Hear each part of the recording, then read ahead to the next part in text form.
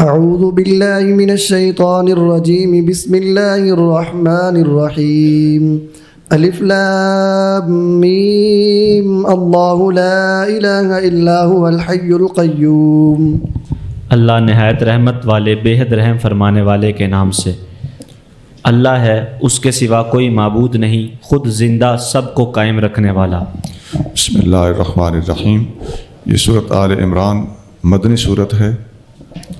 اس کا آغاز سورۃ بقرہ کی طرح الف لام میم سے ہو رہا ہے۔ یہ حروف مقطعات میں سے ہیں جن پر گفتگو پہلے ہو چکی ہے۔ آگے فرمایا اللہ لا الہ الا هو الحی القیوم۔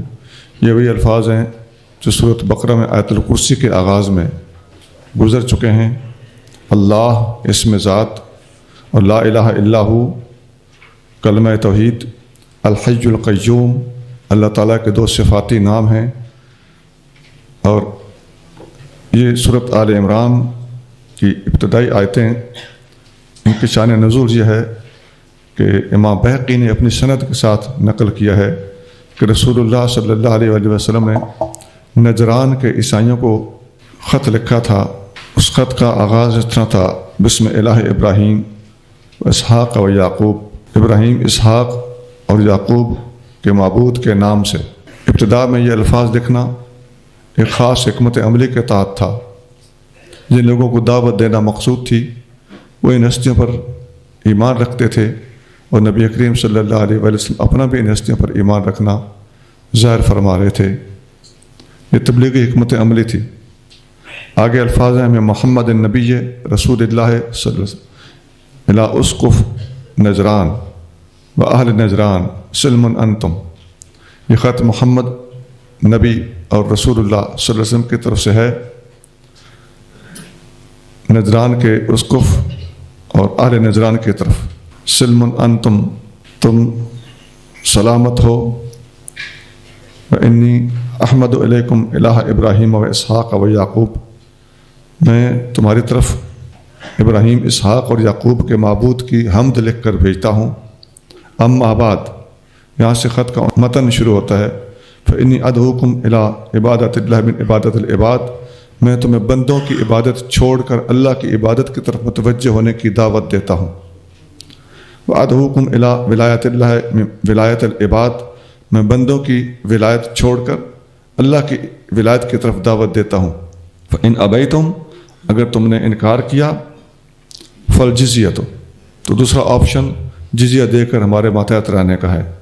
فإن ابیتم، اگر تم نے جزیہ دے کر ہمارے ماتحت رہ کر بھی رہنے سے انکار کیا، تو آذنتکم بحرب، میری طرف سے اعلان جنگ ہے۔ والسلام۔ دلائل النبوہ للبہقی، حدیث نمبر 2109۔ اس میں یہ جو نجران کے اسقف کا ذکر ہے، یہ عیسائیوں کے مذہبی عہدے ہوتے ہیں۔ یہ مبشر سے شروع ہوتے ہیں۔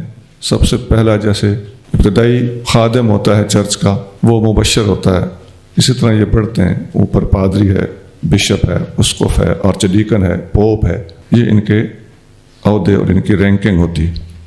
حضرت ربیع بن انس فرماتے ہیں، جب نجران والوں کو یہ خط پہنچا تو نجران والوں کا ایک وفد 60 سواروں پر مبنی نبی کریم صلی اللہ علیہ وآلہ وسلم کے پاس پہنچا۔ ان میں سے 14 آدمی ان کے اشراف سینئر لوگ تھے۔ ان 14 میں سے 3 ان کے مرکزی باڈی کے افراد تھے، جن سے بنیادی طور پر فیصلہ کن مشورے لیے جاتے تھے، اور ایک ان کا امیر تھا، اس کا نام عبد المسیح تھا۔ یہ ان کی باڈی کی عہدہ سازی تھی۔ اور ان کا ایک ناظم اعلیٰ تھا جسے جنرل سیکریٹری کہا جاتا ہے، اس کا نام ایہم تھا۔ ایہم، یہی ان کا اسقف اور عالم بھی تھا۔ یہ سارے مسجد نبوی میں داخل ہوئے جب نبی کریم صلی اللہ علیہ وآلہ وسلم عصر کی نماز پڑھ چکے تھے۔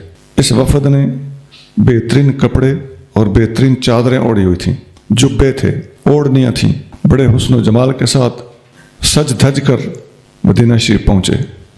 اور صحابہ کرام نے جب ان کو دیکھا تو آپس میں کہنے لگے: ما رأینا وفدن مثلہم، آج تک ہم نے ان جیسا سجا ہوا وفد نہیں دیکھا۔ وقد حانت صلاتہم، ان کے اپنے مذہب کے مطابق ان کی نماز کا وقت آ گیا، فقاموا للصلاۃ، تو وہ نماز کے لیے کھڑے ہو گئے، فی مسجد رسول اللہ صلی اللہ علیہ وسلم، نبی کریم صلی اللہ علیہ وآلہ وسلم کی مسجد میں، فاراد الناس منعہم، صحابہ کرام نے انہیں روکنے کا ارادہ کیا، فقال رسول اللہ صلی اللہ علیہ وآلہ وسلم دعوہم، نبی کریم صلی اللہ علیہ وآلہ وسلم نے فرمایا جانے دو، پڑھ لینے دو۔ یہ اجازت ان کا دل رکھنے کے لیے اور تبلیغی حکمت عملی کی پیش نظر تھی، جیسا کہ آپ کریم صلی اللہ علیہ وسلم کا خط بھی آپ نے اوپر دیکھ لیا کہ اس کے اندر حکمت عملی اور محتاط الفاظ تھے۔ اس سے یہ ثابت نہیں ہوتا کہ غیر مسلم ہماری مسجد میں آ کر نمازیں پڑھنا شروع کر دیں۔ یہاں ہمارے علماء نے، اعلیٰ حضرت نے، ہمارے موجودہ حاضر کے مفتی احمد یار خان صاحب نعیمی رحمۃ اللہ علیہ نے، انہوں نے کھول کھول کے لکھا ہے کہ اس چیز کی اجازت نہیں ہے، نہ ہی کوئی نبی کریم صلی اللہ علیہ وآلہ وسلم نے انہیں ہمیشہ ہمیشہ کے لیے پروانہ اجازت فرمانے عطا کرنے کے لیے ایسا کیا تھا۔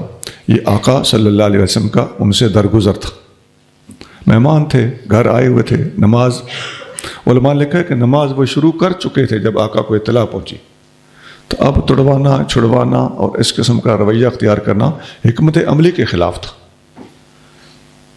بات وہی ہے کہ ہمیں چومکھی جنگ کا سامنا ہے، ہمارے اندر سے ایسے افراد پیدا ہو جاتے ہیں جو یہاں سے اس قسم کے استدلالات اور لوگوں کو بے جا اعلیٰ ظرفیاں اور وسعت قلبیاں سکھانا شروع کر دیتے۔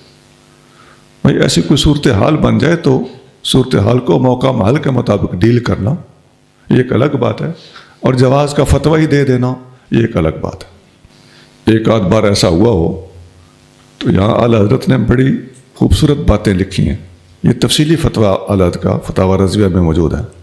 اعلیٰ حضرت لکھتے ہیں، مفتی صاحب بھی لکھتے ہیں، مفتی احمد یار خان صاحب نعیمی رحمۃ اللہ علیہ، کہ ایسے تو نبی کریم صلی اللہ علیہ وآلہ وسلم کے زمانے میں مسجد میں کتے بھی گھومتے رہتے تھے، تم آ کے محلے کے 1002 کتے جمع کر کے ادھر مسجد کے اندر ان کو بٹھا دو گے، یہ بہانہ کرو گے کہ یہ سنت ہے؟ تو یہ اچھی مثال ہے، اتنے سوا یہ لوگ سمجھتے بھی نہیں۔ نبی کریم صلی اللہ علیہ وآلہ وسلم سے اور سردار کے ساتھ عاقب بھی تھا، ان دونوں نے گفتگو شروع کر دی۔ فتکلم السید والعاقب فقال لهما رسول اللہ صلی اللہ علیہ وآلہ وسلم، نبی کریم صلی اللہ علیہ وسلم نے ان دونوں سے فرمایا اسلما، دونوں مسلمان ہو جاؤ۔ قالا، وہ دونوں کہنے لگے قد اسلمنا قبلک، ہم آپ سے پہلے مسلمان ہی تو ہیں۔ قال کذبتما، آپ نے فرمایا تم جھوٹ بولتے ہو۔ یمنعکما من الاسلام ادعاؤکما للہ ولدن، تمہیں اسلام میں داخل ہونے سے یہ چیز روک رہی ہے کہ تم نے اللہ تعالیٰ کا بیٹا بنایا ہوا ہے، یعنی یہ چیز تمہارے مسلمان نہ ہونے کا ثبوت ہے۔ وعبادتکما للصلیب، اور تم نے صلیب کی عبادت شروع کر دی ہے، یہ تمہارے مسلمان نہ ہونے کا ثبوت ہے۔ وَأَكْلُكُمَا الْخِنْزِيرِ، اور تم خنزیر کھاتے ہو، یہ تمہارے مسلمان نہ ہونے کا ثبوت ہے۔ تم کیسے کہہ رہے ہو کہ تم مسلمان ہو، آلریڈی مسلمان ہو؟ اب یہاں دیکھیے، وہ کہہ رہے تھے ہم مسلمان ہیں، نبی پاک فرما رہے ہیں تم مسلمان نہیں ہو، اور ان کے مسلمان نہ ہونے کے آقا صلی اللہ علیہ وسلم ثبوت دے رہے ہیں۔ افسوس ہمارے دور کے ایسے لوگوں پر جو انہیں بیلیورز شمار کرتے ہیں، اور یہ میں نے ایک حدیث سنائی ہے، آیتیں موجود ہیں اور بڑی بڑی سینئر کتابوں میں تصریحات کے ساتھ حدیثیں موجود ہیں۔ ان دونوں نے کہا اگر اللہ کا بیٹا نہیں ہے، اگر عیسیٰ علیہ السلام خدا کے بیٹے نہیں ہیں، تو پھر حضرت عیسیٰ علیہ السلام کا والد کون ہے؟ آپ بتا دیجئے۔ یہی وہ بنیادی غلطی ہے جو ان لوگوں کو لگی ہوئی تھی اور اب بھی لگی ہوئی ہے۔ وَخَاصَمُوهُ جَمِيعًا فِي عیسیٰ، اس موضوع پر آ کے سارے ہی بولنے لگے، نبی کریم صلی اللہ علیہ وسلم سے بحث کرنے لگے۔ فقال لهم النبی صلی اللہ علیہ وسلم أَلَسْتُمْ تَعْلَمُونَ أَنَّهُ لَا يَكُونُ وَلَدٌ إِلَّا وَهُوَ يُشْبِهُ أَبَاهُ، آپ علیہ الصلوۃ والسلام نے فرمایا کیا تم جانتے نہیں ہو کہ جب بھی کسی کا بیٹا پیدا ہوتا ہے تو وہ باپ کے مشابہ ہوتا ہے، اس میں باپ والی خصوصیات ہوتی ہیں۔ قالوا بلا، انہوں نے کہا بالکل ٹھیک ہے. قال الستم تعلمون ان ربنا قیم علی کل شیء یحفظہ ویرزقہ؟ کیا تم مانتے ہو کہ ہمارا رب ہر چیز کے اوپر سردار ہے، غالب ہے، ہر چیز کی حفاظت کرتا ہے اور ہر چیز کو رزق دیتا ہے؟ قالوا بلا، انہوں نے کہا یہ تو ٹھیک ہے، درست ہے. قال فهل یملک عیسیٰ من ذلک شیئا؟ کیا عیسیٰ ان چیزوں میں سے کسی چیز کے مالک ہیں؟ قالوا لا، کہنے لگے نہیں. ان کے عقیدے کے مطابق ایسا ہی تھا. قال، آپ نے فرمایا الستم تعلمون ان اللہ لا یخفی علیہ شیء فی الارض ولا فی السماء؟ کیا تم جانتے ہو کہ اللہ تعالیٰ پر زمین آسمان کی کوئی چیز پوشیدہ نہیں؟ قالوا بلا، کہنے لگے ایسا ہی ہے. قال فهل یعلم عیسیٰ من ذلک الا ما علم؟ تو کیا عیسیٰ علیہ السلام زمین آسمان کی ہر چیز جانتے تھے سوائے اس کے جو ان کو سکھائی گئی تھی اللہ کی طرف سے؟ قالوا لا، کہنے لگے نہیں جانتے تھے.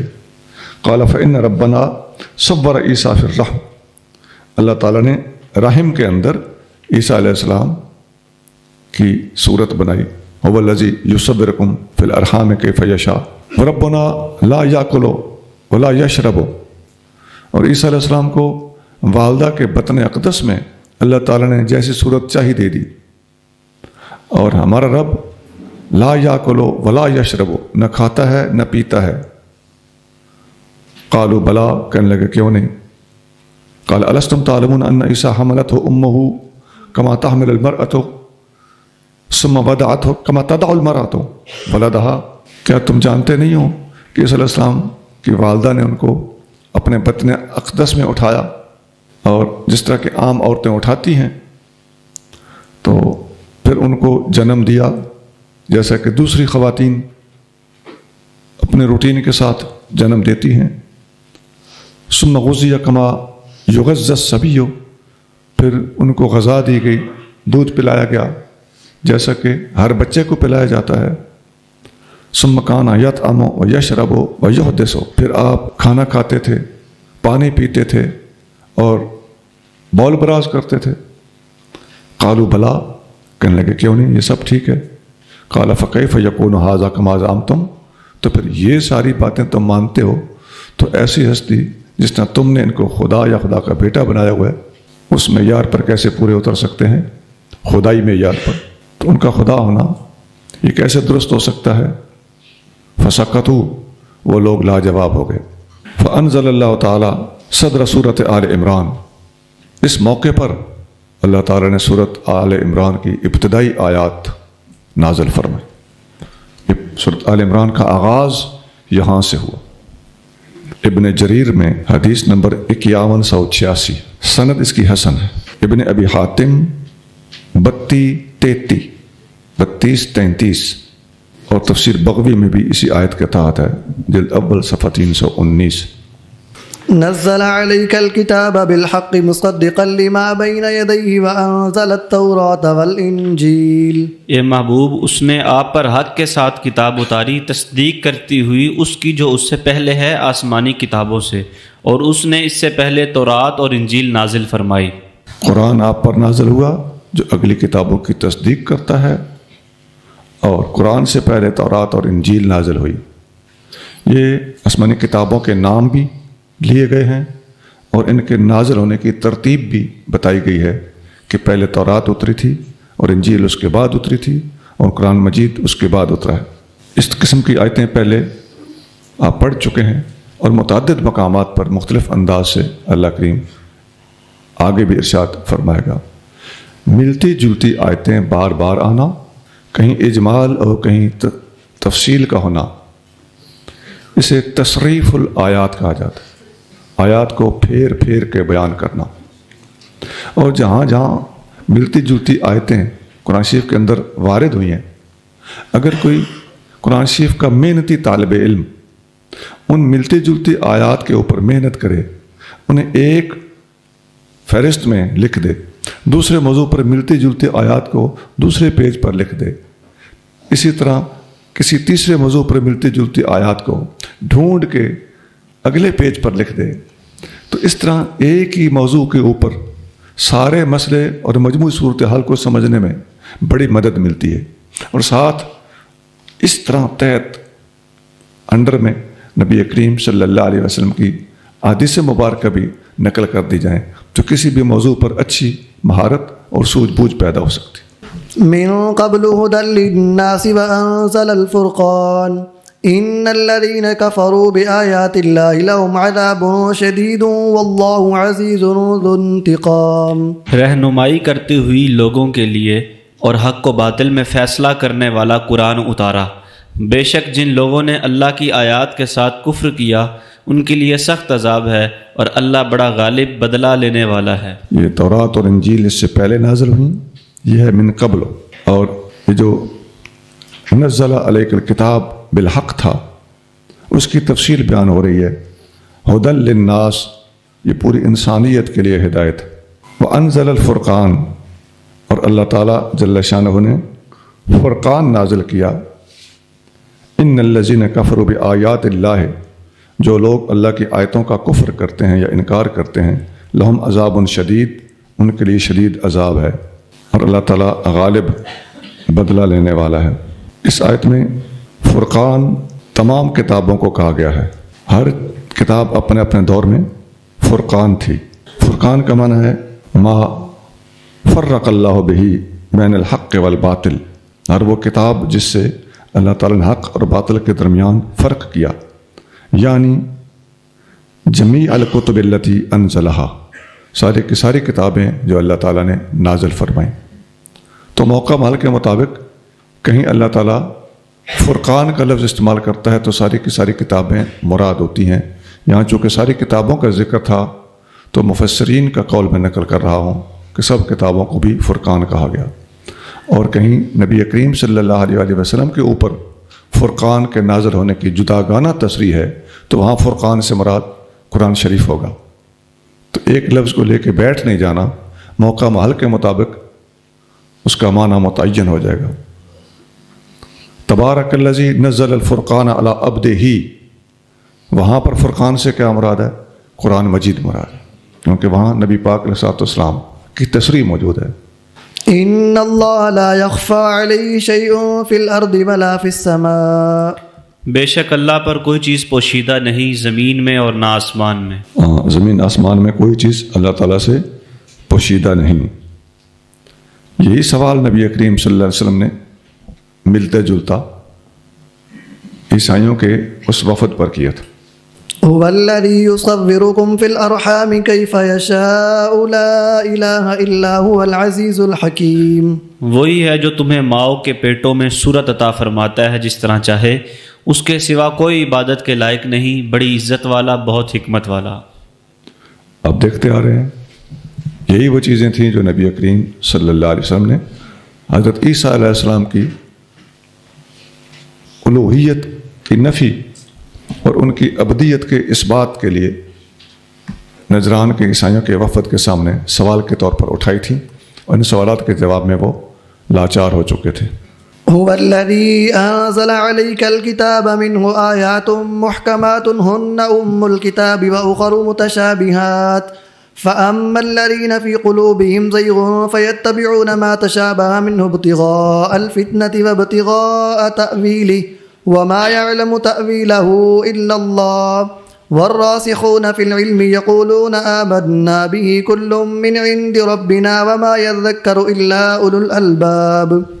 وہی ہے جس نے آپ پر یہ کتاب اتاری، اس کی کچھ آیتیں محکم ہیں جن کے معنی صاف اور واضح ہیں، وہ کتاب کی اصل ہیں، اور دوسری متشابہ ہیں جن کے معنی میں اشتباہ ہے، تو وہ لوگ جن کے دلوں میں کجی ہے وہ اسی کے پیچھے پڑے رہتے ہیں جو اس میں سے متشابہ ہے، فتنہ طلب کرنے اور ان کے معنی تلاش کرنے کے لیے، اور ان کی اصل مراد اللہ کے سوا کوئی نہیں جانتا. اور جو لوگ علم میں پختہ ہیں وہ کہتے ہیں کہ ہم اس پر ایمان لائے، سب ہمارے رب کی طرف سے ہے، اور نصیحت نہیں قبول کرتے مگر عقل مند. یہ بڑی عام معلومات پر مبنی آیت شریف ہے. محکم اور متشابہ دو قسم کی آیتیں اس آیت کے اندر بتائی گئی ہیں کہ قرآن کی کچھ آیتیں محکم ہیں، کچھ آیتیں متشابہ ہیں. مجاہد تابعی فرماتے ہیں کہ محکمات وہ ہوتی ہیں جن میں حلال اور حرام بڑے واضح طریقے سے بتا دیا گیا ہو. متشابہ وہ ہوتی ہیں جن کے اندر سمجھنے میں غور خوض کرنا پڑتا ہو اور عام آدمی اس کی گہرائی میں اتر نہ سکتا ہو۔ زیغ کا معنی ہوتا ہے میل، یعنی ایک طرف کو جھکاؤ اور ٹیڑھا پن۔ اسی سے زاغت شمس ماخوذ ہے، سورج ڈھل گیا، اور زاغت الابصار، نگاہیں ٹیڑھی ہو گئیں۔ یہ زاغ یزیغ زیغن، اس سے ہے یہ صراط مستقیم سے انحراف کو کہا جاتا ہے، هو الانحراف عن الصراط المستقیم، اور اسی سے بنا ہے فلما زاغوا ازاغ اللہ قلوبہم، جب یہ لوگ ٹیڑھے ہو گئے اللہ نے ان کے دلوں کو ٹیڑھا کر دیا۔ سورۃ صف آیت نمبر 5 ہے۔ راسخون، یہ یہاں سے استئناف ہے، نئے سرے سے بات شروع ہو رہی ہے، اس لیے یہاں پر درمیان میں میم لکھا ہوا ہے، وقف لازم، یہی قول مختار ہے۔ اور قرآن کا جو معروف پڑھنا پڑھانا ہے، ہر مسلمان کے گھر میں جو قرآن شریف پڑھا ہوا ہے تو اس میں یہاں پر میم لکھا ہوتا ہے۔ اگر یہ میم کا رہا نہ ہو تو پھر راسخون کا عطف اللہ تعالیٰ کے ساتھ جا کے لگتا ہے، تو وہ ایک احتمال یہاں میم نہ ہونے کی صورت میں نکل سکتا ہے کہ اللہ تعالیٰ بھی ان متشابہات کے معنی جانتا ہے، اور علم میں رسوخ رکھنے والے بھی ان متشابہات کے معنی جانتے ہیں۔ اور رسوخ کسی چیز کا اندر تک ثبوت ہوتا ہے، اتر جانا، پینیٹریٹ کر جانا۔ جیسے کہا جاتا ہے کہ یرسخ الجبل والشجر فی الارض، پہاڑ اور درخت زمین کے اندر رسوخ کیے ہوئے ہیں۔ رسوخ کا مطلب ہے کہ اپنی جڑیں مضبوط کیے۔ تو جن لوگوں کو علم کے اندر رسوخ حاصل ہے وہ کہتے ہیں کہ ہمارا متشابہات پر ایمان ہے، معنی سمجھ میں آئے تب بھی ایمان ہے، معنی سمجھ میں نہ آئے تب بھی ایمان۔ حضرت محمد بن جعفر بن زبیر، ان کا قول ہے کہ المحکم ما لا یحتمل من التاویل غیر وجہ واحد، محکم وہ ہوتا ہے جس کے معنی صرف اور صرف ایک بنتے ہوں، اس میں کوئی دوسرا احتمال نہ ہو کہ ہو سکتا ہے یہ معنی ہو سکتا ہے وہ معنی ہو۔ کنفرم طور پر ایک ہی معنی جس آیت کا یا جس لفظ کا بنتا ہو تو اسے محکم کہتے ہیں۔ والمتشابہ ما احتمل اوجہا، متشابہ وہ ہوتا ہے جس کے کئی معنی کا احتمال ہو سکتا ہے یہ معنی ہو سکتا ہے وہ معنی ہو، دو تین چار معنی، کئی معنی بھی آپ دیکھتے رہتے ہیں، بعض علماء یوں کہتے ہیں، بعض یوں کہتے ہیں، بعض یوں کہتے ہیں، تو ایسی باتیں متشابہات کہلاتی۔ تو جس کے اندر حجت واضحہ موجود ہو اور دلائل لائحہ موجود ہوں، اس میں کسی قسم کا اشتباہ نہ ہو، وہ محکم ہوتا ہے۔ اور متشابہ وہ ہے جس کے کئی معنی ہو سکتے ہوں، اور هو الذی لا یدرک علمہ الا بالنظر، اس کی تہ میں اترنے کے لیے اچھا خاصا غور خوض کرنا پڑتا ہو۔ ولا یعرف العوام تفصیل الحق فیہ، اور عوام اس کے اندر حق کی تفصیل کو نہ سمجھ سکتے ہوں، من الباطل، باطل سے جدا کر کے، حق اور باطل میں تفریق کر کے عوام الناس اس کی صحیح حقیقت تک نہ پہنچ سکتے ہوں، عوام کنفیوز ہو جاتے ہوں، تو ایسی بات کو متشابہ کہا جاتا ہے۔ ان باتوں کو ذرا آپ غور سے دیکھتے رہیں گے تو آپ کو اسلام کے خلاف بولنے والے یا آپس کے اندر کے جو چھوٹے چھوٹے معاملات کھڑے کرنے والے لوگ ہیں ان کی کمزوری آپ کو آٹومیٹک سمجھ آنا شروع ہو جائے گی۔ اب صاف سمجھ آ رہی ہے کہ جب دو ٹوک اور واضح لفظ موجود ہوں تو ان لفظوں کے مقابلے پہ کھینچا تانی کر کے اپنی مرضی، اپنا مسلک، اپنی ذہنیت کو ثابت کرنے کی چونکہ چنانچے کے ذریعے کوشش کرنا، یہ متشابہات ہیں۔ اور صاف واضح صریح دو ٹوک قرآن کی آیت، حدیث حضور کی صلی اللہ علیہ وآلہ وسلم اور امت کا اجماع اور جمہور، یہ ہم بہت بتاتے رہتے ہیں۔ تو یہ واضحات ہوتی ہیں، تصریحات ہوتی ہیں، محکمات ہوتی ہیں۔ ایک قول جمہور کے مقابلے پر، کوئی ایک کسی بد مذہب کی بات اجماع کے مقابلے پر، کوئی شعر دوڑا مایا قرآن کے مقابلے پر، یہ کہنا کہ آج تک سنیا نہیں، تو وہ تو ہمارے خطیب صاحب کا قصور ہے نا، لیکن واضح الفاظ موجود ہوں گے تو اس کے باوجود بھی اگلا ڈٹا رہے گا تو وہ قرآن شریف کی اس آیت کی زد میں سیدھا سیدھا آ رہا ہے۔ یہ جو حضرت محمد بن جعفر بن زبیر کا قول ہے، یہ تفسیر بغوی میں اسی آیت کے تحت موجود ہے۔ اس کی علماء نے بڑی بڑی مثالیں بھی دی ہوئی ہیں۔ نحاس کا قول ہے محکمات اور متشابہات کو سمجھنا ہو تو محکم وہ ہوتا ہے ما کان قائما بنفسہ یحتاج ان یرجع فیہ الی غیرہ، وہ آیت اور وہ لفظ جو کسی سے سمجھنے کے لیے کسی کے پاس جانا نہ پڑے، پڑھیں تو فوراً سمجھ آ جائے۔ کہتے ہیں میں سادہ سمجھاؤں تو پھر محکم وہ ہوتا ہے جس پہ نظر ڈالتے ہی سمجھ آ جائے۔ پھر وہ مثال دیتے ہیں جیسے لم یکن لہ کفوا احد، اللہ تعالیٰ کی ہمسری کرنے والا کوئی نہیں۔ کہتے ہیں یہ سمجھنے کے لیے کہیں جانا نہیں پڑتا، یہ صاف آسان اور واضح صریح لفظ ہے۔ اور اسی طرح اللہ فرماتا ہے وَإِنِّي لَغَفَّارٌ لِمَن تاب، جو توبہ کرے گا تو میں اس کو معاف کرنے والا ہوں۔ تو یہ آسان ہے، واضح ہے، اس کے لیے بھی کسی کے پاس سمجھنے کے لیے نہیں جانا پڑتا۔ آگے فرماتے ہیں متشابہات وہ ہوتے ہیں جیسے ان اللہ یغفر الذنوب جمیعا، اللہ تعالیٰ سارے گناہ معاف کر دیتا ہے۔ اب سارے میں تو شرک بھی آ گیا، توبہ کریں تب بھی آ گیا، توبہ نہ کریں تب بھی آ گیا، کسی پر ظلم کیا ہوا ہے، حقوق العباد غصب کیے ہوئے ہیں تب بھی آ گیا، حقوق اللہ ہوں تب بھی آ گیا، جمیعا۔ تو جمیعا کا لفظ یہاں پر متشابہ ہے، اس کو دوسری آیتوں کی روشنی میں، حدیثوں کی روشنی میں اور سمجھنے والوں کی تطبیق کی روشنی میں سمجھنا پڑے گا۔ ہر بندہ اس کو جلدی نہیں سمجھ سکتا۔ یہ بڑی پیاری اور آسان مثالیں نحاس علیہ رحمت نے دی ہوئی۔ تو کہتے ہیں اس ان اللہ یغفر الذنوب جمیعا کو سمجھنے کے لیے دوسری آیت کی طرف جانا پڑے گا۔ وہ آیت بھی لکھتے ہیں، وہ کیا ہے؟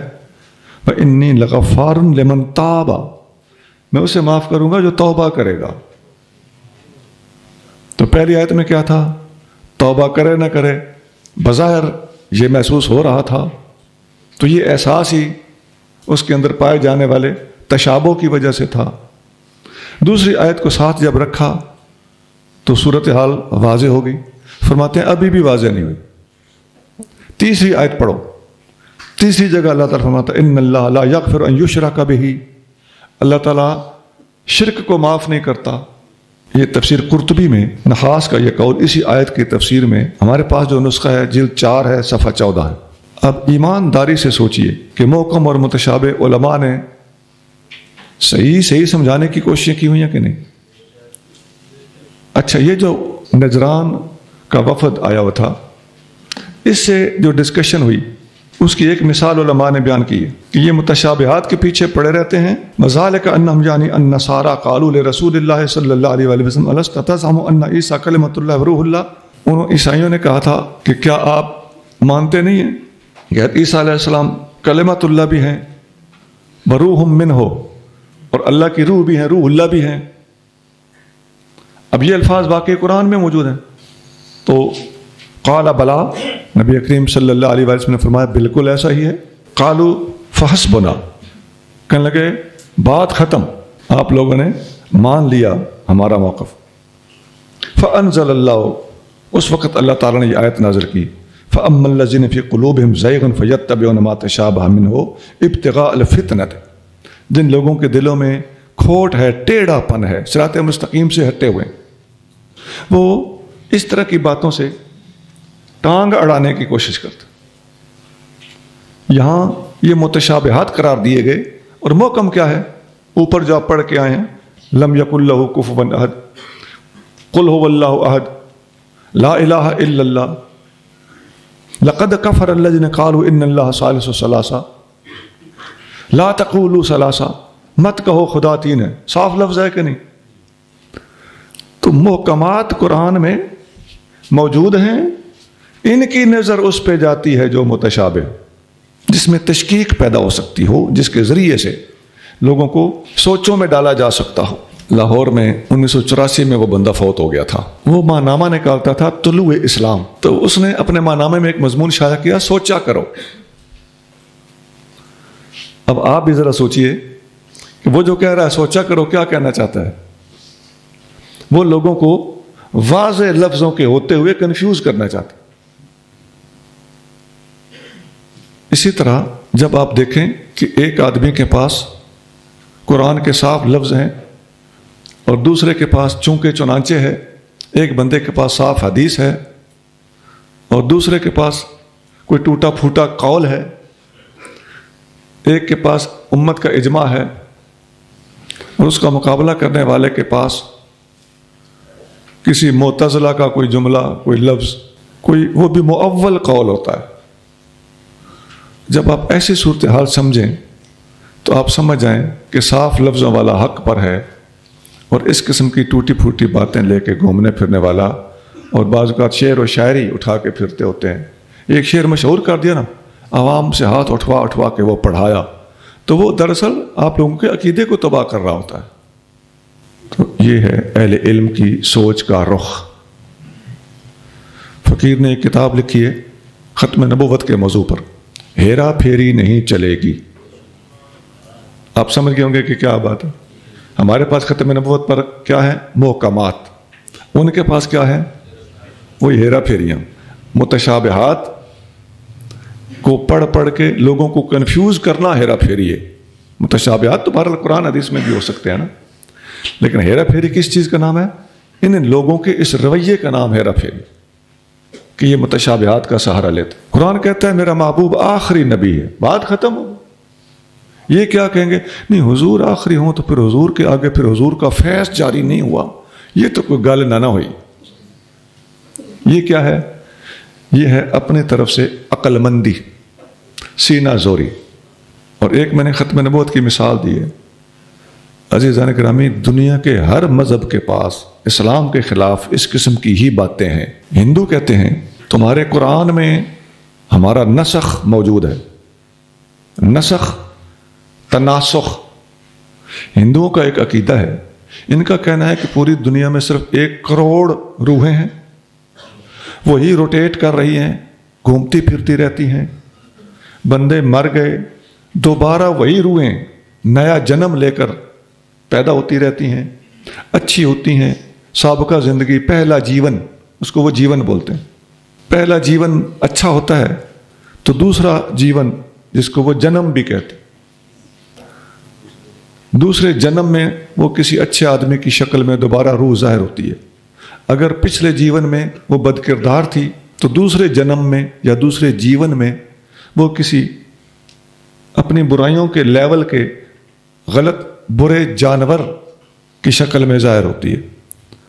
برا آدمی دوبارہ جنم لیتا ہے تو کتے کی شکل میں، خنزیر کی شکل میں، اکارڈنگلی جیسا اس کا کردار رہا تھا وہ پھر جنم لیتا ہے. مر کے اس کی روح کا دوبارہ کسی اور جیون میں آنا اور کسی جانور کی شکل میں آنا، یہ ہے ہندوؤں کا تناسخ. اب ہندو کیا کہتے ہیں؟ وہ کہتے ہیں جی مسلمانوں کی کتاب میں بھی ہمارا تناسخ موجود ہے. کہاں؟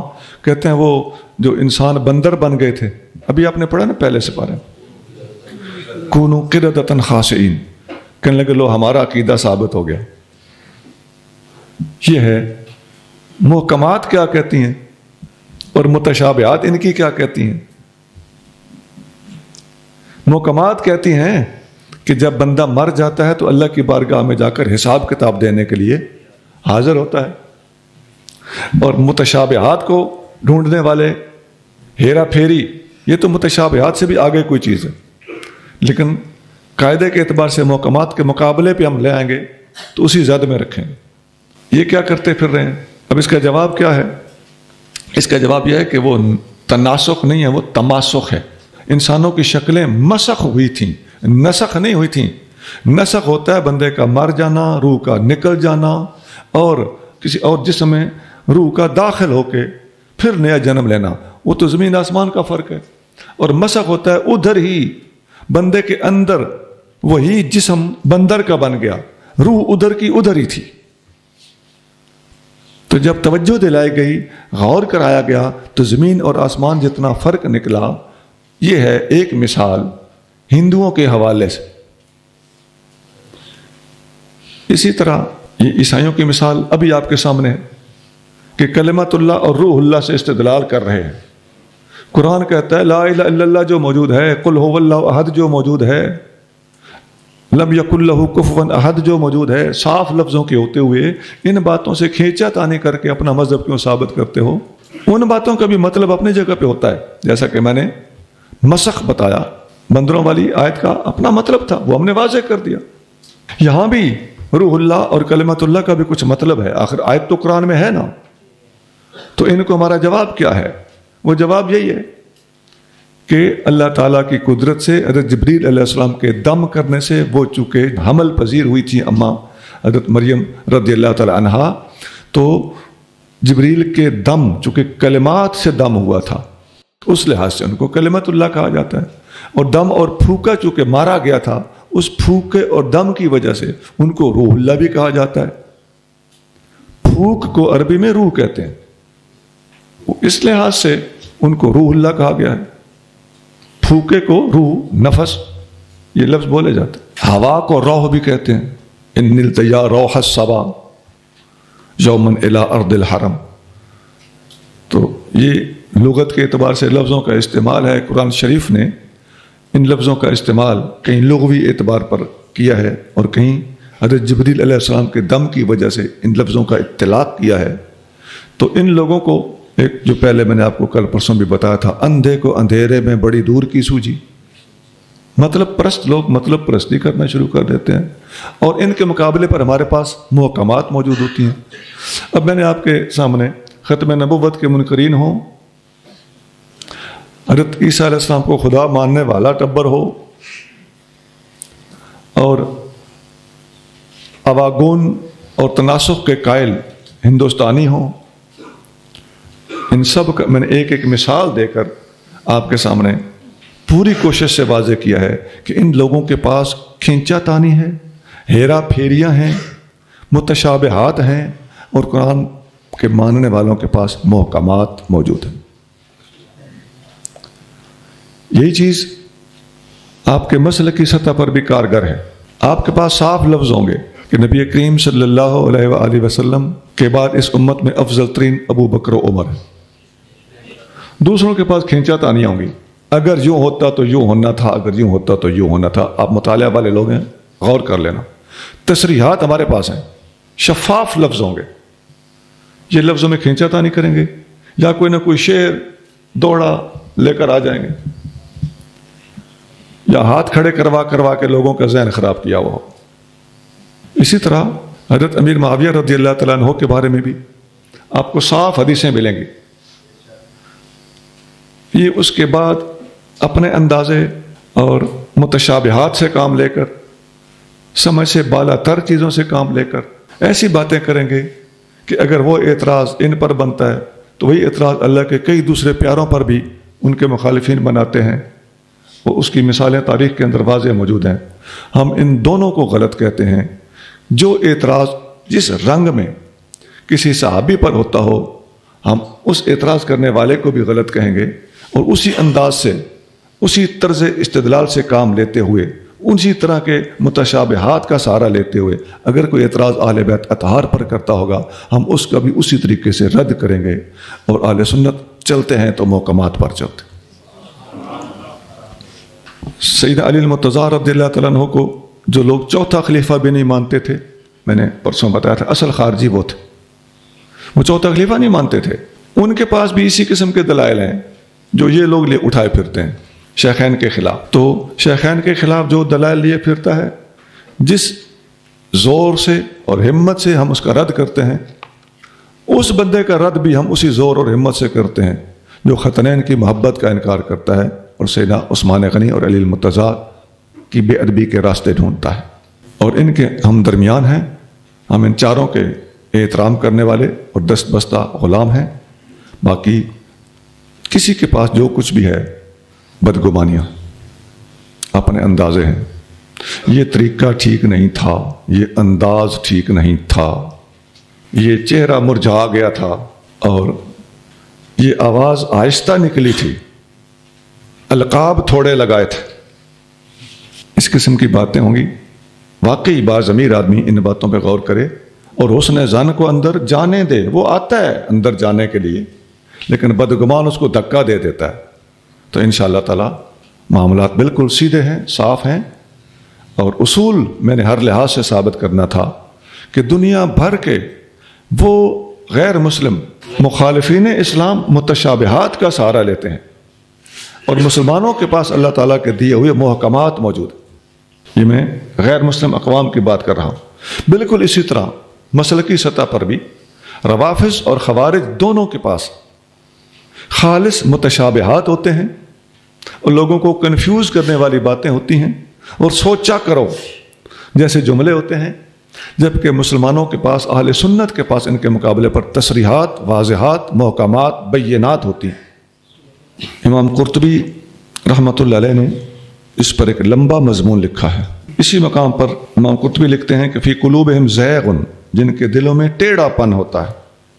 هذه الآیۃ تعم کل طائفۃ من کافر وزندیق وجاہل وصاحب بدعۃ.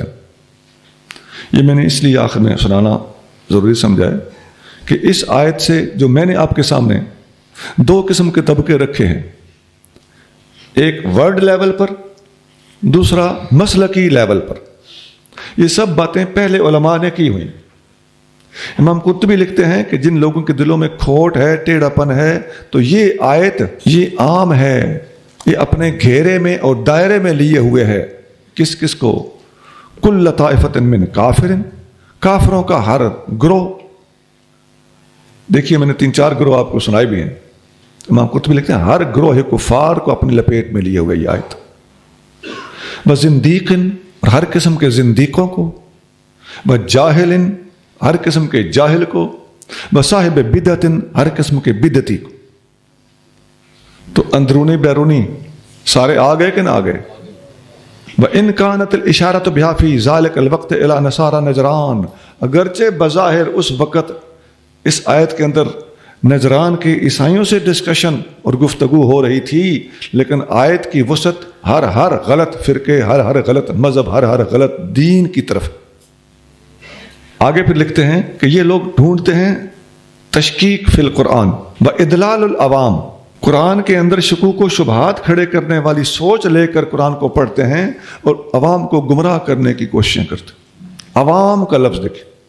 آگے لکھتے ہیں ابو بکر انباری نے کہا, یہ امام قرطبی لکھ رہے ہیں اپنے سے سینئر کسی بزرگ کا قول, وقد کان الائمۃ من السلف یعاقبون من یسأل عن تفسیر الحروف المشکلات فی القرآن.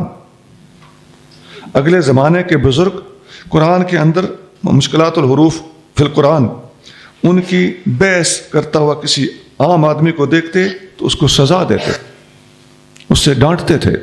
لأن السائل ان کان یبغی بسوالہ تخلید البدعۃ وإثارۃ الفتنۃ. اور فرماتے ہیں کہ اگر سوال کرنے والا اپنے دین میں بدعت کو داخل کرنے کا ارادہ رکھتا ہے اور فتنے کو ہوا دینا چاہتا ہے, فہو حقیق بالنکیر وأعظم التعذیر, تو وہ بندہ حقدار ہے کہ اس کو رد کیا جائے اور اس کو عظیم تعزیر اور سزا دی جائے. فإن لم يكن ذلك مقصده فقد استحق العتب بما اجترم من الذنب. اگر اس کا یہ ارادہ نہیں بھی تھا, نیت غلط نہیں تھی, تو کم از کم اس بندے کو عتاب, ڈانٹ ڈپٹ اور ناراضگی اور جھڑک پڑنی چاہیے, اس لیے کہ اس کی اس بات کا لازمی نتیجہ جرم ہے.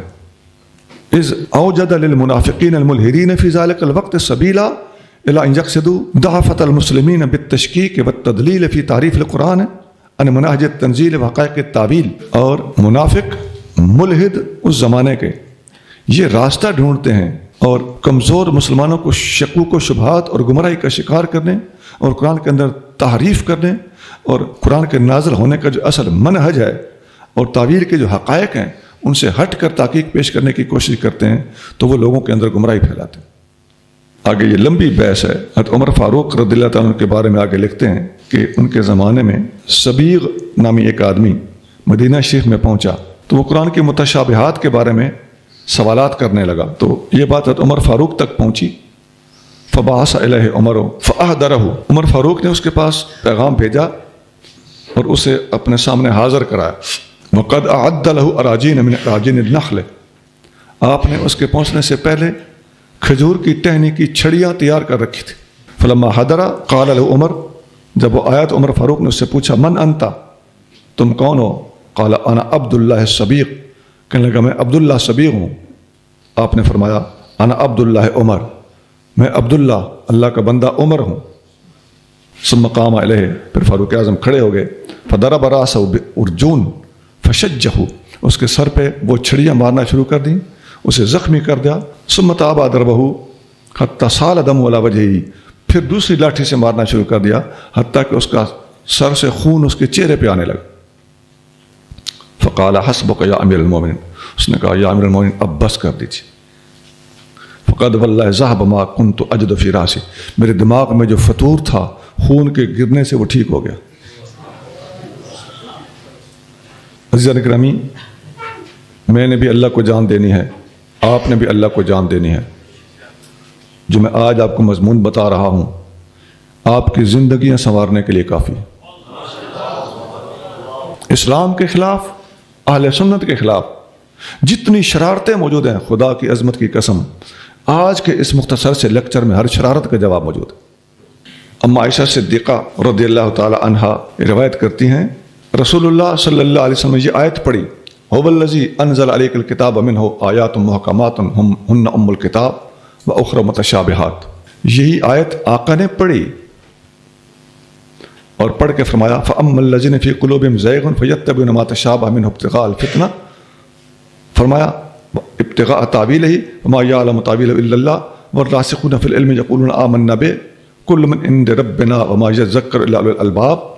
پوری آیت پڑھی اور قالت، اماں پاک فرماتی ہیں قال رسول اللہ صلی اللہ علیہ وسلم، یہ آیت پڑھ کے نبی کریم رؤوف الرحیم صلی اللہ علیہ وسلم نے فرمایا فَإِذَا رَأَيْتِ الَّذِينَ يَتَّبِعُونَ مَا تَشَابَهَ مِنْهُ، اے عائشہ جب دیکھو کہ اس قسم کی آیتیں متشابہات پڑھ پڑھ کے کرید کرتے ہیں، لوگوں کے اندر ڈسکشنز چیبی گویاں پھیلانے کی کوشش کرتے ہیں، فَأُولَٰئِكَ الَّذِينَ سَمَّ اللَّهُ فَاحْذَرُوهُمْ، یہی وہ لوگ ہیں اس قسم کی بات حرکت کرتا ہو دیکھو تو سمجھ جاؤ کہ قرآن میں اللہ تعالیٰ نے انہی لوگوں کا نام لے کر ان سے منع کیا ہے، ان سے بچ جانا میرے امتیوں، ان سے بچ جانا. یہ بخاری شریف میں ہے اور حدیث نمبر 4547 ہے، 4547. ایک حدیث میں آتا ہے حضرت ابو ہریرہ رضی اللہ تعالی عنہ فرماتے ہیں قال رسول اللہ صلی اللہ علیہ وسلم ان مما اتخوف علی امتی ان یکثر فیکم المال، مجھے اپنی امت میں سب سے زیادہ ڈر اس بات کا ہے کہ مال و دولت وافر ہو جائے گا، حتیٰ کہ میرے بعد میری امت اس مال و دولت میں گم ہو جائے گی. فیقتتل علیہ، اس مال و دولت کی خاطر آپس میں جھگڑے اور لڑائیاں ہوں گی. وان مما اتخوف علی امتی، اور پھر وہ چیز جس کا مجھے اپنی امت کے بارے میں بہت زیادہ ڈر ہے، ان یفتح لہم القرآن، قرآن ان کے سامنے کھلا پڑا ہوگا، حتیٰ یقرأہ المومن والکافر والمنافق، حتیٰ کہ اس قرآن کو مومن بھی پڑھے گا، کافر بھی پڑھے گا، منافق بھی پڑھے گا. فیحل حلالہ المومن، اور مومن اس کے حلال کو حلال کہے گا. آگے ساری لمبی حدیث ہے. یہ مراد اس سے یہ ہے کہ مومنوں کی سوچ قرآن کے بارے میں اور ہوگی، کافروں کی سوچ قرآن پر تحقیق کرتے وقت اور ہوگی، منافقوں کی سوچ قرآن پر تحقیق کرتے وقت اور ہوگی. اور صحیح ترین کیا ہے جو پہلی حدیثوں میں بیان ہوا ہے، جو محکمات پر دار و مدار رکھے. بہرحال یہ حدیث مستدرک حاکم میں ہے، حدیث نمبر 3199 ہے، سند اس کی صحیح ہے 3189.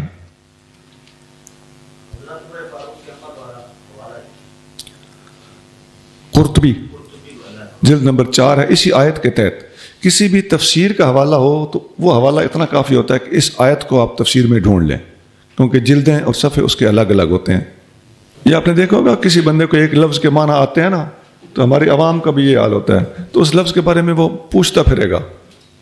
تو ہوتا یہ ہے کہ وہ جتلانا چاہتا ہے کہ مجھے اس کا معنی آتا ہے. یہ میں نے اپنے استادوں سے سنا، استاد میرے پٹھان تھے تو فرماتے تھے اس کو ایک لفظ کا معنی آتا ہوگا تو وہ پوچھتا پھرے گا. ایک اور حدیث میں آتا ہے نبی کریم صلی اللہ علیہ وسلم نے فرمایا انما ہلک من کان قبلکم بہذا، تم سے پہلے لوگ جو ہلاک ہوئے وہ ہلاک ہی اس وجہ سے ہوئے تھے. کیسے؟ ضربوا کتاب اللہ بعدہ ببعد، اپنے جو اس زمانے کی کتاب ہوتی تھی اس کتاب کی آیتوں کو دوسری آیتوں سے ٹکرا دیتے تھے. وَإِنَّمَا أُنزِلَ كِتَابُ اللَّهِ لِيُصَدِّقَ بَعْضَهُ بَعْضًا، حالانکہ اللہ کی کتاب نازل ہوتی ہے ایک دوسرے کی تصدیق کے لیے. فَلَا تُكَذِّبُوا بَعْضَهُ بِبَعْضٍ، کتاب کے کچھ حصے لے کر دوسرے حصوں کی تکذیب نہ کرو. فَمَا عَلِمْتُم مِّنْهُ فَقُولُوا بِهِ، جس کی سمجھ ہو، جس کا تمہیں علم ہو، اس کے مطابق بات کرو. وَمَا جَهِلْتُم، جس بات کا پتہ ہی نہ ہو، فَقِلُوهُ إِلَىٰ عَالِمِهِ، تو ایسے مسئلے کو اس مسئلے کے جاننے والے عالم کی طرف رخصت کر دو، اس کے حوالے کر دو، اس کو وکیل بناؤ، اس سے اس کو سمجھو. مسند احمد میں حدیث نمبر 6750 6750 اسنادہ حسن ان ابراہیم ابن عبد الرحمن الازری رضی اللہ عنہ قال قال رسول اللہ صلی اللہ علیہ وسلم یرث ھذا العلم من کل خلف عدولہ، میرا یہ علم ہر زمانے میں ذمہ دار لوگ، احترام کے قابل لوگ، اشرف و افضل ترین لوگ پیچھے سے لے کر آگے منتقل کرتے رہیں گے. ینفون عنہ تحریف الغالین و انتحال المبتلین و تعویل الجاہلین، جب پیچھے اپنے سے پہلے بزرگوں سے علم لیں گے، آگے پہنچائیں گے، تو کچھ لوگ ایسے ہوں گے جو ڈنڈی مار لوگ ہوں گے، وہ علم میں جو تحریف کریں گے، تبدیلیاں، اور جو خود بن بیٹھیں گے جو کچھ وہ نہیں ہوں گے، اور جاہلوں والی تعویلیں کریں گے، آیتوں کو غلط مفہوم پہنائیں گے. فرمایا ان ساری باتوں کی میری امت کے ذمہ دار لوگ ہر صدی میں، ہر زمانے میں وضاحت کریں گے، غلطیوں کو دور کریں گے، قرآن کی تعلیمات، تشریحات، قرآن و سنت اور دین کو صحیح پیوریفائی شیپ میں آگے منتقل کریں. یہ تین غلطیاں دور کر، تین غلطیاں کیا ہیں دوبارہ دہرا دیتا ہوں. غالی اور غلو کرنے والے لوگ دین کے اندر تحریف کریں گے. اب آپ دیکھ لیں غلو کیا ہے، انتہا پسندی. غالی لوگ قرآن حدیث بھی سننے کو تیار نہیں ہوتے، دماغ کے اندر جو فطور ہے وہ آگے ہے، قرآن پیچھے، حدیث بھی ان کے نزدیک پیچھے. انتحال المبتلین، جو وہ نہ ہوں گے وہ کچھ بن بیٹھیں گے. انتحال، اس لفظ کو ذرا غور سے سن لیں. انتحال کا معنی ہوتا ہے بن بیٹھنا، روپ اختیار کرنا، پریٹینڈ کرنا. اس انتحال کے لفظ کی میں آپ کو وضاحت سناتا ہوں. حدیث شریف میں آتا ہے نبی کریم صلی اللہ علیہ وسلم نے فرمایا، جب کہ آپ کے پاس سیدنا علی المرتضیٰ رضی اللہ تعالیٰ عنہ موجود تھے، آپ نے فرمایا یا علی سیکون فی امتی قوم ینتحلون حب اہل البیت، میرے بعد ایک قوم آئے گی جو میرے اہل بیت کی محبت کا ینتحلون، انتحال کرے گی. یہ وہ لفظ ہے جو پچھلے حدیث میں تھا، وہ لفظ واضح کرنے کے لیے میں نے آپ کو یہ حدیث سنائی. انتحال کا مطلب ہوتا ہے روپ اختیار کرنا. میرے اہل بیت کی محبت کا ڈھونگ رچائیں گے، بہانہ کریں گے. لہم نبذ یسمون الرافضۃ، ان کی خاص نشانی یہ ہوگی کہ لوگ انہیں رافضی کہیں گے. وہ نہیں مانیں گے، یہ مطلب ہے نا، لوگ کہیں گے. قاتلوہم فإنہم مشرکون.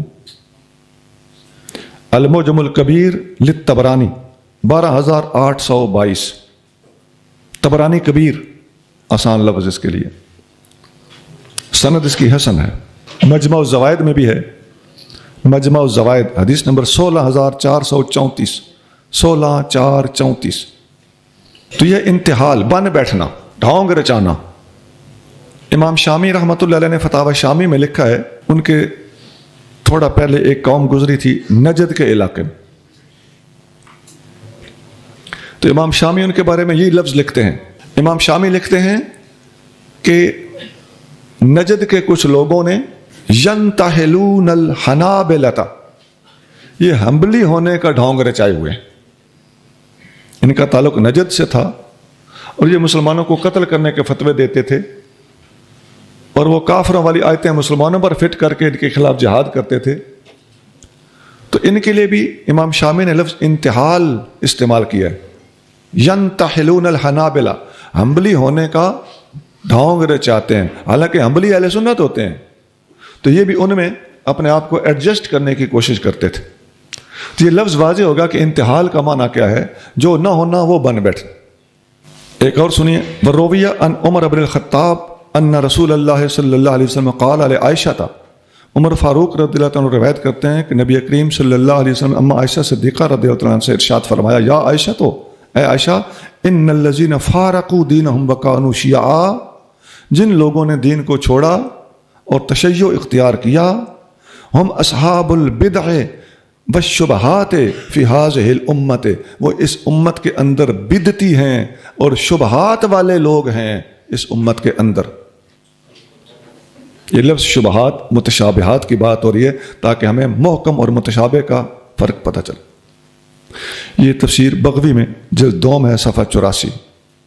اس موضوع پر میں نے بہت کچھ آپ کو بتا دیا ہے، ابھی بہت کچھ لکھا ہوا ہے۔ یہاں ایک جملہ ہے جو آپ نوٹ کر لیں یا غور سے سن لیں، جمیع الفرق الضالۃ، تمام کے تمام گمراہ ٹولے، یتبعون المتشابہات، متشابہات کی اتباع کرتے ہیں۔ ایک آدھ کی یہ بات نہیں ہو رہی، وہ جو سنتا ہے نا بات کو اپنی طرف کھینچتا ہے، حالانکہ یہ سب کی بات ہو رہی ہے، یہ سب متشابہات کے دل دادا ہیں۔ جمیع الفرق الضالۃ یتبعون المتشابہات طلبا للتشکیک، یہ تمام گمراہ ٹولے متشابہات کے پیچھے پیچھے چلتے ہیں شکوک و شبہات تلاش کرنے کی نیت سے، طلباً، طلب کرتے ہوئے، للتشکیک فی قواطع الاسلام، اسلام کے قطعی دلائل کے اندر، قطعی دلائل کے اندر شکوک و شبہات تلاش کرنے کی نیت سے تمام گمراہ فرقے متشابہات کی پیروی کرتے ہیں۔ دوبارہ سن لیجئے، جمیع الفرق الضالۃ یتبعون المتشابہات طلبا للتشکیک فی قواطع الاسلام لیدلوا عامۃ المسلمین، تاکہ عام مسلمانوں کو آرام سے گمراہ کر سکیں، لیدلوا عامۃ المسلمین۔ واہل السنت، اس کے برعکس اہل سنت کیا کرتے ہیں، واہل السنت یاخذون بالمحکمات، وہ اپنا دار و مدار محکمات پر رکھتے ہیں، وَيَدُورُونَ مَعَ الْحَقِّ حَيْثُمَا دَارَ، اور حق کے ساتھ گھوم جاتے ہیں، جدھر حق گھومتا ہے سنی ساتھ گھوم جاتا ہے۔ ربنا لا تزغ قلوبنا بعد إذ هديتنا وهب لنا من لدنك رحمة إنك أنت الوهاب۔ وہ کہتے ہیں، اے ہمارے رب، ہمارے دلوں کو ٹیڑھا نہ کر اس کے بعد کہ تو نے ہمیں ہدایت فرمائی، اور ہمیں اپنے پاس سے رحمت عطا فرما، بے شک تو ہی بہت عطا فرمانے والا ہے۔ یہ پچھلی آیت کے ساتھ اس کا تعلق ہے۔ پچھلی آیت کے آخری الفاظ کیا تھے؟ راسخون فی العلم جو ہیں وہ کہتے ہیں ہم ان پر ایمان لائے، یہ سب ہمارے رب کی طرف سے ہے، محکم بھی اور متشابہ بھی۔ محکم کو ہم لے لیں گے، متشابہ پر غور خوض زیادہ نہیں کریں گے، اسے اللہ کے حوالے کریں گے۔ اور وما یذکر الا اولو الالباب، عقل والوں کے سوا کوئی نصیحت کو قبول نہیں کرتا۔ اور وہ کیا کہتے ہیں عقل والے اور رسوخ فی العلم رکھنے والے، ان کی یہ صفت بیان کی گئی ہے۔ وہ کہتے ہیں ربنا لا تزغ قلوبنا بعد اذ ہدیتنا، اے اللہ ہدایت کے بعد ہمارے دلوں کو ٹیڑھا نہ کرنا۔ ٹیڑھے دل کن کے ہیں؟ فی قلوبہم زیغ، وہ متشابہات کے پیچھے چلنے والے، وہاں بھی زیغ کا لفظ ہے اور یہاں بھی لا تزغ کا لفظ ہے۔ ہمارے دلوں کو ٹیڑھا نہ کر، کیا مطلب؟ ہمیں متشابہات کے پیچھے پڑنے والا نہ بناؤ۔ سونا یہ آیت ہم سارے اپنی دعاؤں میں پڑھتے ہیں، لیکن اس آیت کو آگے پیچھے سے پڑھو نا تو اللہ کو سمجھ جائے گی۔ اس کا مطلب ہے یا اللہ، نہ عیسائیوں کی راہ پہ چلانا، نہ قادیانیوں کی راہ پہ چلانا، نہ ہندوؤں کی راہ پہ چلانا، نہ یہودیوں کی راہ پہ چلانا، نہ خارجیوں کی راہ پہ چلانا، نہ رافضیوں کی راہ پہ چلانا، نہ تفضیلیوں کی راہ پہ چلانا، نہ بدگمانوں کی راہ پہ چلانا۔ ان سب کے دلوں میں کیا ہے؟ ٹیڑھا پن ہے۔ یہ آیت پڑھتے وقت آج کے بعد ذرا کانپ جانا۔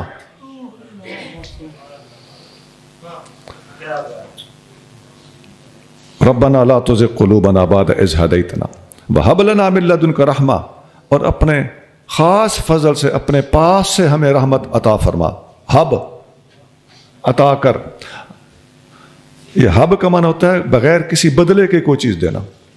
ہمارے پلے کچھ نہیں کہ ہم ان لیو بدلے میں آپ کو کچھ دے سکیں، ہمارے پاس تو ڈھنگ کا شکریہ تک نہیں ہے۔ انک انت الوہاب، بے شک تو وہاب ہے۔ وہاب کا مادہ وہی ہب ہے۔ یہ عربوں میں ایک مخصوص علاقہ ہے جہاں ہب استعمال ہوتا ہے، عطا کر، عام طور پہ آتے ہوتا ہے، عطا کر یا دے۔ قرآن شریف عربی کا بھی لفظ فصاحت و بلاغت کو ملحوظ رکھتے ہوئے اور کسی جملے میں وہ لفظ فٹ ہو تو روانی قائم رہے، یہ قرآن کا حسن انتخاب ہوتا ہے۔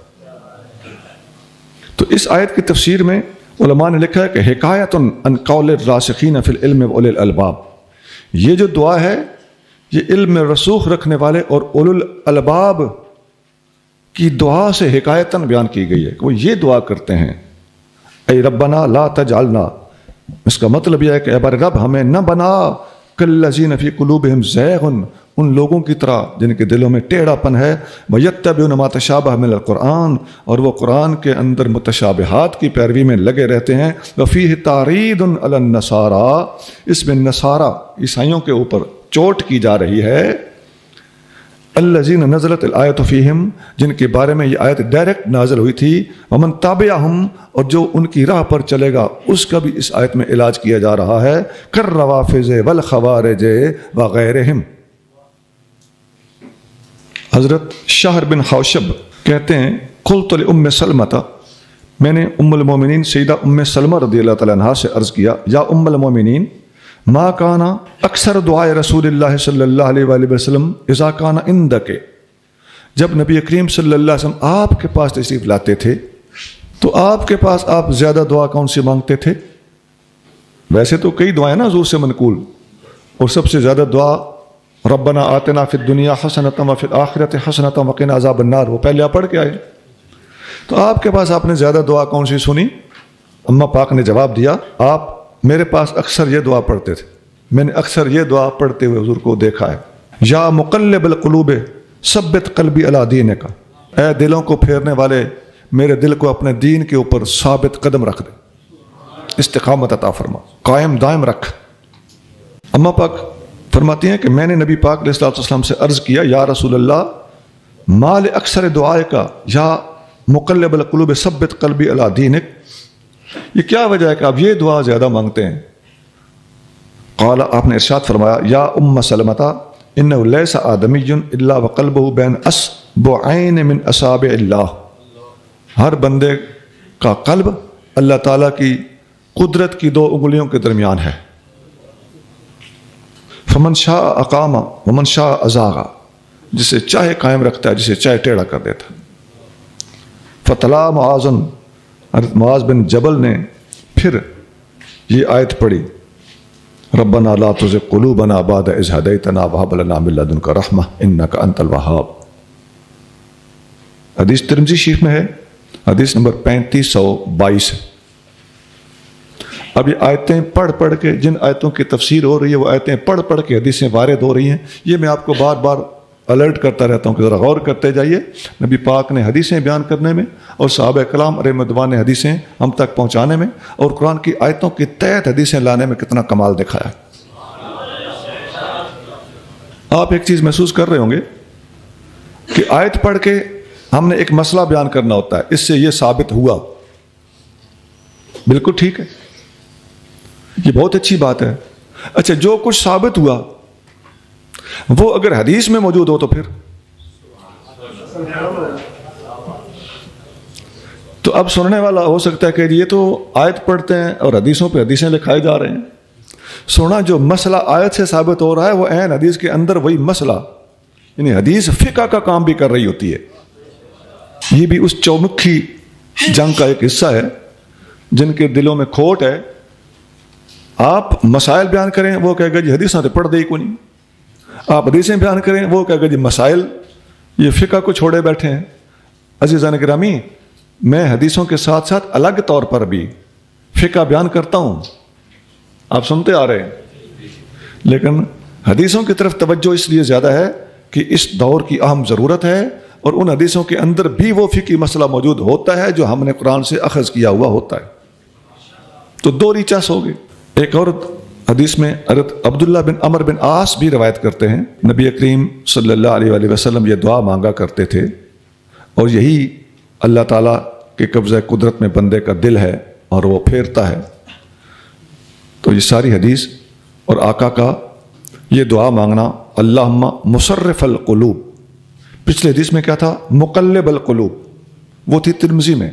مقلب اور مصرف ایک ہی معنی ہوتا ہے. مقلب کا معنی ہوتا ہے قلب یقلب التقلیب، باب تفعیل سے پلٹنا، اور تصریف وہی باب ہے صرف یصرف، اس کا معنی ہوتا ہے پھیرنا. پلٹنا یا پھیرنا ایک ہی بات ہے. تو مسلم شریف میں عبداللہ بن عمر بن عاص روایت کرتے ہیں نبی پاک علیہ الصلوۃ والسلام نے یہ دعا مانگی، اللہم مصرف القلوب صرف قلوبنا علی طاعتک. اے اللہ دلوں کو پھیرنے والے، ہمارے دلوں کو اپنی اطاعت کی طرف پھیر. مسلم شریف حدیث نمبر 2654.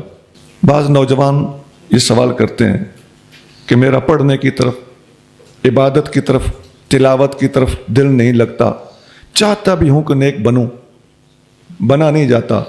تو ایسے نوجوان کو ایمان سے بتاؤ، آگے سے جھڑکے پڑھنی چاہیے یا اس مسئلے کا علاج ملنا چاہیے؟ وہ مخلص ہے. ایک مریض اپنا مرض بتا رہا ہے تو اس کو ہم آگے سے ڈانٹنا چاہیے، چلو بھاج تساں جوانا دی یہ حالت ہوندی ہے. نہیں جناب، یہ جواب نہیں. اس کا جواب یہ ہے کہ اس کو یہ باتیں بتاؤ، اسے یہ آیت سناؤ، بیٹا یہ دعا پڑھا کر ربنا لا تزغ قلوبنا بعد اذ ہدیتنا. اسے یہ دعا بتائی جائے، یا اللہم یا مقلب القلوب یا مصرف القلوب صرف قلبی الی طاعتک. انشاءاللہ تعالیٰ ٹھیک ہو جائے گا. اور غیرت و جذبہ پہلے اس کے اندر موجود ہے، اسی لیے تو آپ کے پاس آیا ہے. ایک باریک بات کہوں، جو آپ کے پاس ہدایت ڈھونڈنے آیا ہے وہ ہدایت پر ہے کہ گمراہی پر؟ وہ ہدایت پر ہے، اسے پتہ نہیں. وہ اللہ کا پیارا ہے، صرف ہدایت پر نہیں ہے. اللہ کو یہ جستجو بڑی پیاری ہے. وہ اللہ کی جستجو میں آیا ہے، اللہ کی رضا کی تلاش میں آیا ہے. بچے ہیں، اونچ نیچ غلطیاں ہو جاتی ہیں، تو اللہ تعالیٰ اتنا کریم ہے کہ ہم سوچ بھی نہیں سکتے کہ وہ اندر کی گہرائی کو کس طرح دیکھ رہا ہے. ربنا انك جامع الناس ليوم لا ريب فيه ان الله لا يخلف الميعاد. اے ہمارے رب، بے شک تو جمع کرنے والا ہے لوگوں کو اس دن میں جس میں کوئی شک نہیں، یقیناً اللہ وعدہ خلافی نہیں فرماتا. یہ اسی پچھلی آیت کا تسلسل ہے، ربنا لا تزغ قلوبنا. اور اگلے الفاظ میں ارشاد فرمایا، اے ہمارے رب تو اس دن سب لوگوں کو جمع کرے گا جس دن میں کوئی شک نہیں. تو جس دن میں کوئی شک نہیں وہ قیامت کا دن ہے.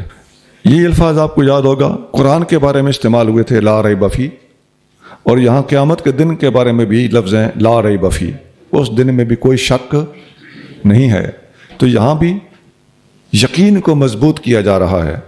جس بندے کا اللہ کے سامنے جا کر جواب دہی کا یقین مضبوط ہوتا ہے، وہ بندہ دنیا کے اندر نسبتاً زیادہ باکردار ہوتا ہے، اور اللہ تعالیٰ کی طرف اس کا دھیان رہتا ہے کہ میں نے اللہ کے سامنے جانا ہے. قیامت کا کنسیپٹ اور تصور انسان کو دنیا میں باکردار بنانے کے لیے بہت بڑا کردار ادا کرتا ہے. قیامت کے منکرین کا میں نے ایک جملہ پڑھا، وہ جو کہتے ہیں اپنا مرضی، میری مرضی اور میری مرضی، اس قسم کے لوگ کہہ رہے تھے یہ مسلمانوں نے ایک بات بنائی ہوئی ہے کہ جی قیامت کے سامنے، اللہ کے سامنے حاضر ہونے کا تصور انسان کو باکردار بناتا ہے. تو اس پر تھوڑا سا انہوں نے، تو ایک نوجوان میں نے دیکھا وہ یہ بات سن کے کہنے لگے اوہو اس بات کا تو جواب ان کے پاس ہے. میں نے کہا جواب پہ غور کرو، کیا جواب ہے؟ کچھ بھی نہیں ہے، ایک مذاق اڑایا ہوا ہے. تو ہماری بات کا جب کوئی جواب ٹوٹا پھوٹا دے دیتا ہے تو ہم ہتھیار ڈال بیٹھتے ہیں. ہم نہیں، ہم میں سے بعض لوگ ایسا نہیں ہے جی. یہ نہ سوچیں کہ یار اس بات کو تو جواب ان کے پاس ہے. جواب پہ غور کرو، جواب جاندار کتنا ہے. جواب اتنا بے جان ہے کہ آپ کا یقین، اعتقاد اور قرآن کے بارے میں اور آخرت کے بارے میں لا ریب نظریہ اور مضبوط ہو جاتا ہے کہ یہ تیر تھا جو تم نے چلا دیا، بس ہماری ہی بات کو دوہرا کے کہنا ہے کوئی گل ہوئی، بس بات دلیل سے کرنا. تم دنیا میں نہیں آئے تھے تو کہیں تھے؟ پیدا ہونے سے پہلے ماں کے پیٹ میں تھے؟ ہے ایسا کہ نہیں؟ پہلے آیت گزری ہے نا، کیف تکفرون باللہ وکنتم امواتا. تم اللہ کا انکار کیسے کر سکتے ہو جب تم نہیں تھے تو تمہیں اس نے جنم دیا. پیدا کیا، پہلی بار تخلیق فرمایا. تو یہاں بھی دیکھیے انسان ماں کے پیٹ میں تو تھا نا. تو یہ اپنی مرضی کرنے والے لوگ، ان سے پوچھو ماں کے پیٹ میں تو تم تھے، یہ تو تمہاری میڈیکل سائنس بتاتی ہے.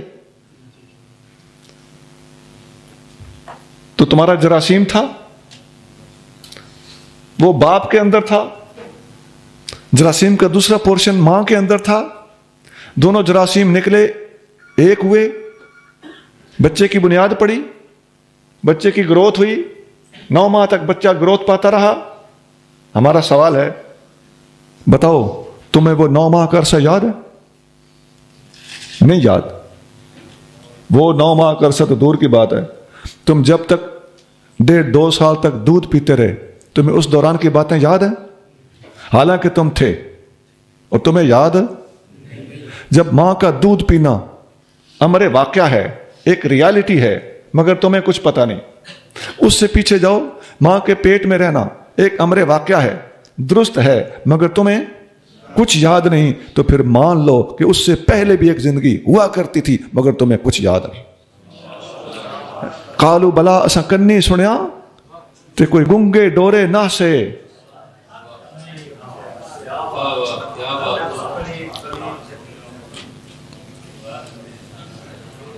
نفس پلیت پلیت چکیتا کوئی مڈ پلیت تا نہ سے.